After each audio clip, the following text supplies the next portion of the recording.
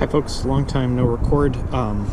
Mostly that's due to winter and work and bad weather and all kinds of other things that go along with living in New England. So it's March 8th, I believe today's the 8th. This update came out yesterday, so this is oh gosh, I can't read it. 133.582.3. And there's actually quite a few interesting things in here, which is part of the reason I've decided to record, assuming I don't mistakenly hit the wrong button and do a factory reset. So one of the things supposedly that's in here that's sort of interesting to me, because it's never worked properly as far as I'm concerned. So you can see everything is turned on, or Bluetooth and ANT Plus are turned on, location is turned on, Wi-Fi should be off, and cellular data should be off, so we can double check that. Yeah. Having a little trouble with the gloves. So one thing that's supposed to be added here is the ability to drag these sensors around. It doesn't see the speed sensor yet, but I probably haven't spun the wheel fast enough. What's supposed to be on here is, see, here's the built-in GPS. So hopefully I'm doing this with the correct hand. So what this is supposed to let you do is set a precedent for using the GPS versus a speed sensor. And I'd actually like to reverse this and see what happens today. I'm kind of hoping for the best. So sensor precedence was one of the things that they worked on. Another thing that's kind of a handy feature that obviously I can't really show right now is that the device will actually power down fully if you don't do anything with it for 2 hours. So one of the reasons there's no video, or there hasn't been recently, is because when I went to use the device last time and actually recorded, it had been sitting on my desk and I thought everything was fine, and the battery was dead. So you have limited amount of time to go out for a ride, so I went out with a different device. Anyway, some of the other things that have been added probably since the last time I talked is there's supposed to be a climb profile, so you're supposed to be able to see what's ahead of you instead of just what's behind you. So I will ride a route today. I'll probably stop a few times. I've got the hopefully that you're not noticing any significant difference in the video quality at this point. I'm running out of room on the GoPro, and I have a couple of videos that I haven't pulled off yet, so I've dropped the resolution down to 720. I can actually only upload to YouTube in 720 based on the software that I use. So I hope it shouldn't really be noticeable, I wouldn't think, on your end, but if it is and anybody's watching or caring, let me know. So I guess what I'm going to do is stop talking now. I think what I may do, assuming this becomes an actual video, is when I get back, I'll go back inside and go over the actual software notes, or the release notes, in a little more detail. And you can probably see my hand is shaking because it is a little bit cold today and I don't have a glove on, so I probably should get moving. So instead of trying to remember what everything is, or two-hand the GoPro and the phone, I'm gonna probably just start riding. But I will ride with a route today. The auto power off is in and working. It does actually work correctly. And of course, now that I'm out here in the driveway, there are a few other things that I can't remember. But we'll ride and I'll see what happens. There's supposed to be some turn-by-turn direction stuff that's better. There's not supposed to be any GPS or sensor dropouts, or they feel like they've eliminated those.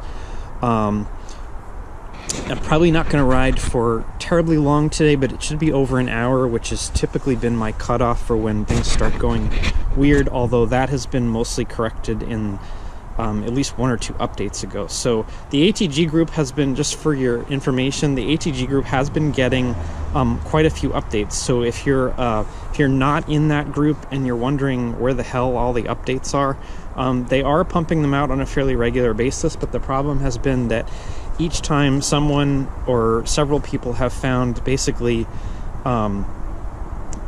breaking bugs in the software that they feel like they don't want to release out to the wild, which is probably wise. The other thing to note today, and I'll try to remember to put it down in my in the description under the video, is that there was a article today on TechCrunch. I guess someone forwarded it to me. Steve from England forwarded it to me, and it looks like Hammerhead has just gotten $4.2 million worth of venture capital money. So Several of us on various forums and things have been wondering how long they can hold out, because it's unclear how many units they're selling and how much they're making on this device. But I'm guessing $4.2 million is going to get them quite a ways. So I'm not sure that's great news for the people investing the $4.2 million, but I think it's probably good news for the users, because it means they have money to keep going. So I guess we'll see how that works out. But I am literally starting to shiver right now, so I'm going to start riding.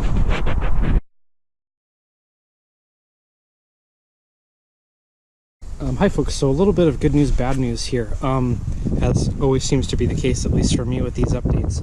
So, as you can see, about a half an hour into the ride, I'm trying to hide out from the breeze and still be in the sun, but I'm sure you're getting some wind noise. So the good news is that, and this does look accurate as well here, because the road ahead of me is actually relatively flat. I think they said that there was a way to pinch zoom or change the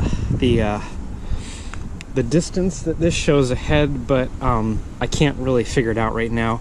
I did remember to reset my elevation before leaving the house, and that's probably accurate because I'm not very far away from the water, and this is kind of showing a gradual downhill. So it does look like at least for this ride for now, the elevation is accurate. I'm not moving, so the current slope is not doing anything. I can't remember what that is actually. But the weird thing is that it's showing me it does appear to be showing me the elevation ahead, but for this entire ride it has been trying to get me to turn around. So this is a route we've ridden before. If you've been a subscriber to the channel for a long time or from the beginning, this is what I called on at least 2 occasions the route test. It's a good test because the path crosses over itself. There's at least one rotary or roundabout in it, and it looks like what happened is that the direction of the route changed. Now, I haven't touched these routes. I don't know if something happened with the mapping software. Well, I know they've updated the mapping software, but I don't know if something could have happened there. But when I hit the first rotary or roundabout near my house, about a mile or 2 from my house, it was asking me to take the 4th exit of that, which well, is both incorrect and is backwards. So the 4th exit would have actually turned me around. It would have sent me into the rotary and then sent me out the same side I entered.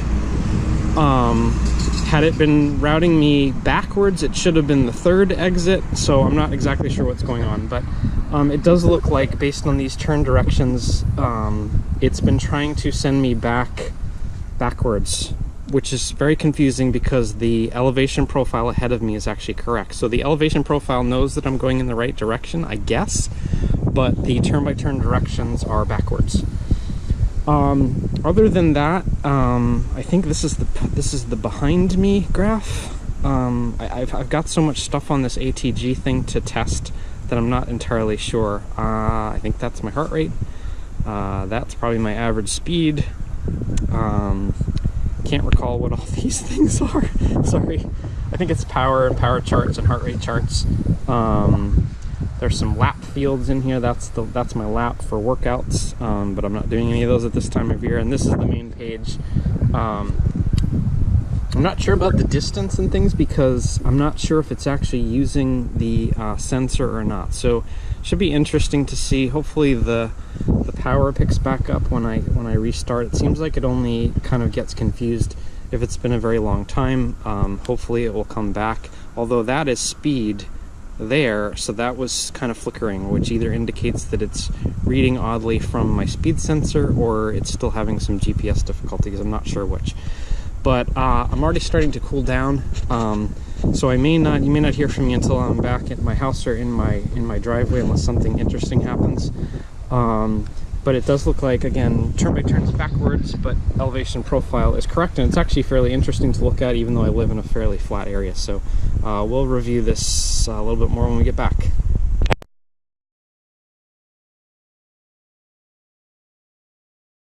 Hi folks, so last little snippet here, and then we're going to go inside. We're in my very messy garage right now, but I just thought I'd show kind of just the end of route behavior and just a quick summary. So everything did appear to be okay. I have no idea whether these power numbers and stuff were correct. Um, I didn't zero the power meter, and really wasn't about that at this time of year. It's just getting in some miles. Had the day off of work, and it was a nice day on a Friday, so here we are. So all this, looks generally correct. The heart rate is still recording, but everything else is likely, done. This is the off-route behavior of the elevation profile. So this did again appear to be accurate, and just as by way of quick update from the last time I stopped, power did pick right back up again once I got moving. So that seems to only be an issue for me when I'm stopped for a long time, and it's possible that's because the stages itself kicks off and then for some reason doesn't pick back up again. I'm not really sure what the reason for that is, and it may have been correct that I haven't ridden in a few weeks outside or stopped long enough to know. But anyways, this is the off-route behavior. You can sort of see underneath that the elevation profile, but the elevation profile, the little yellow line is kind of right here on the very right edge of the screen, and that's because that was the end of the route. So as soon as I got to the end of the planned route, I still had another mile about approximately home, and this is what showed up. This also showed up at the beginning of the ride, because the start of the ride is about 1.5 miles. So this is that same, again, this is the same course that I've ridden before, at least twice on YouTube videos. When some sort of major update has been released and I want to kind of retrace my steps and see if behavior is different. We're going to go inside and I'll show you the roundabout, but I do think, and I'll have to review it in the dashboard, the Hammerhead dashboard, to see if somehow the route has been reversed, but that appears to be what happened. It was constantly rerouting me. Here's the destination reached behavior. There I am in my driveway. This looks like it's probably the whole route profile, elevation profile. What's interesting is that I'm sitting in the same basic spot, and while I was out, it gained 15 feet of elevation. So I set it at 150 feet when I left, and it's at 165 feet, basically at the same place. My driveway is flat as I exit the garage, so there's no significant reason why that would be off by 15 feet. Otherwise, the profile while I was riding looked correct. Actually don't know what that is. That must be the last power reading it got. Yeah, it does say power. That's average speed. These are just the general summary pages. I was curious to flip back here for a second and see.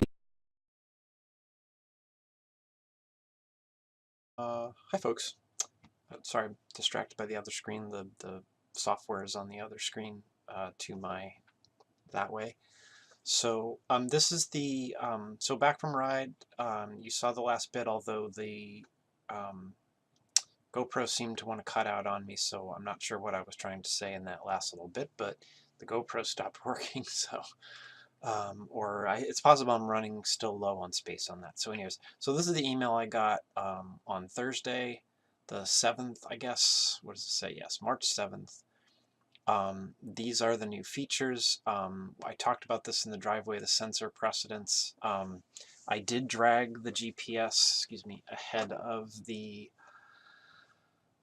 speed sensor, but I did see what to me was a lot of fluctuation in the speed, which you would think I'm a fairly steady pedaler, especially when I'm not doing any kind of sprint testing or anything weird, so I really don't have any explanation for it. I still think it's not actually picking up the speed sensor, which doesn't also make any sense because I've used that before in the basement on the trainer and it's worked. So don't know.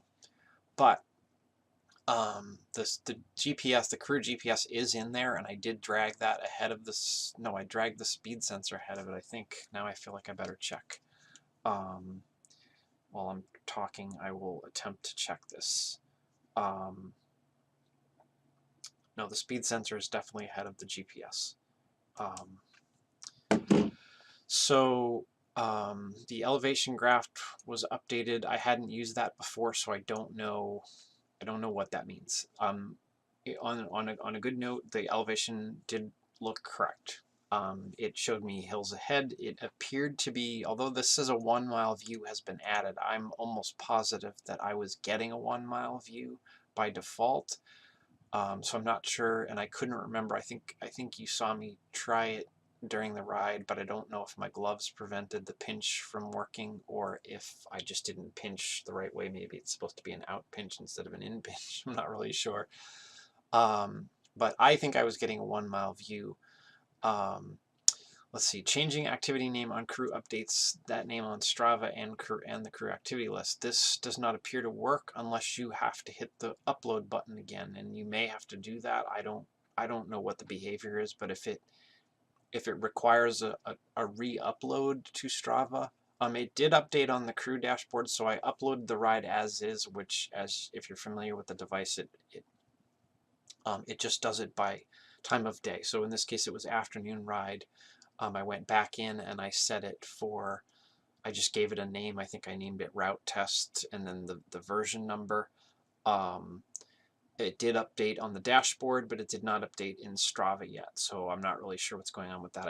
Maybe I have to hit the re-upload button, but sometimes when I've done that in the past, it's attempted to actually, you temporarily get 2 entries in Strava, and then Strava usually complains and says you're trying to duplicate rides, and it's more trouble than it's worth. So I'll check later, or maybe I'll ask for clarification on what this means.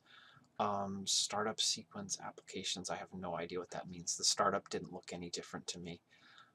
Sensor related defects, I did not notice any lost sensor data, and we'll switch over to Golden Cheetah in a second.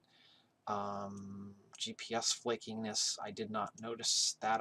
Well, I did notice that at the very late on a ride a couple of weeks ago, but I don't know what the reason for that was. Let's see, rides to be ended abruptly. I have not really ever had the device crash on me. I know people have that happen. I have not. Fix creating route mid-ride. This is actually something I think I reported, and I'm sure others did a long time ago. Maybe back as far even as the summer where I went out. I had the SIM card in. I tried to route myself from my location to home, and it wouldn't do it. It would start the route. I believe the behavior was that it tried to start the route from the start point of the ride instead of from the current location, and that appears to be what this says that they fixed. I haven't tried it today, and as I think what I was going to try to do in the garage when the GoPro cut me off was going to try to turn on cellular data and update the ride, but this free Freedom Pop SIM card that I have is very, I won't call it sensitive. I guess it's just their idea of trying to, conserve bandwidth or whatever they're doing. But if I don't use any data in a 2 or 3 week period, it kind of deactivates my account. So I have to go on the website, log in, reactivate the account, and then it works again for a while, and then I forget to use it. So I only have 200 megabytes, so I'm trying to. There's a balance point between keeping the SIM active and actually using too much data that I start getting charged for it. So I think if I was to be traveling, I would make sure that I had access, before I left, and then hope that it kept going for the week or so that I was away. But anyways, let's see, riff problems, factory reset. You haven't done a factory reset ever, so I don't know what that means. Fixing this your prior release where the reason that battery management didn't power down Karoo after 2 hours, right? So they reported in the last ATG that this 2-hour timer where the device shuts off was working, and it actually hadn't been implemented yet. So it is implemented now. I think it was actually implemented as of the last week's, I think. I'm not sure. Great, I have notifications popping up. So okay, so done with that. That's the email that I got. So this is the route that I rode, and I am 99% sure that when I set this route up initially, I set it up to go this way. So I go straight through this roundabout and then to the south, and then this section that I'm highlighting over here is my return leg. That was not the behavior today. So when I got here and I was about to cross the highway, the Karoo told me to take the 4th exit from the roundabout. Now, if I was to zoom in here, you can kind of see I was coming this way, this red line, and this does appear to prove my point that the route is this way because, you know, I'm in the United States, so we drive on the, oh my God, messenger, go away. We drive on the right side of the road here, so I would enter the rotary this way and go straight through. What it was telling me to do is take the 4th exit. Now I enter here, so I would not consider that an exit. So that's 1, that's 2, 3 is here, and 4 is here. So I would have gone right around and gone back where I was going. I have no idea what the Karoo was doing. Again, the elevation profile was correct, and it understood that I was going this way to the south and continuing on, but all the directions were to go this way. In fact, I remember looking down and seeing this sandy street on my turn-by-turn suggestion, and that's not actually a road. I don't even think that's a mountain bike trail there.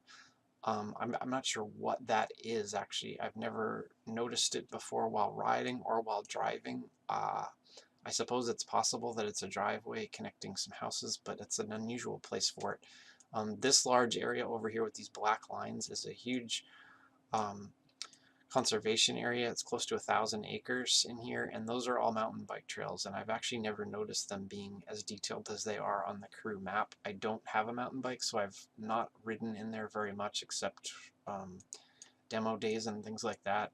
So it's interesting that those are very detailed, and they're actually detailed to the point where the names of the routes are on here. Scott Rock Trail, I recognize some of these, Beach Trail. I recognize some of these names hearing people talk about them. Anyways, that's a bit of a detour. But anyways, so something happened with the turn-by-turn. So the elevation profile is correct. Turn-by-turn was not correct. And I don't know why, because this is a route that I've ridden before, and not really a good explanation for that.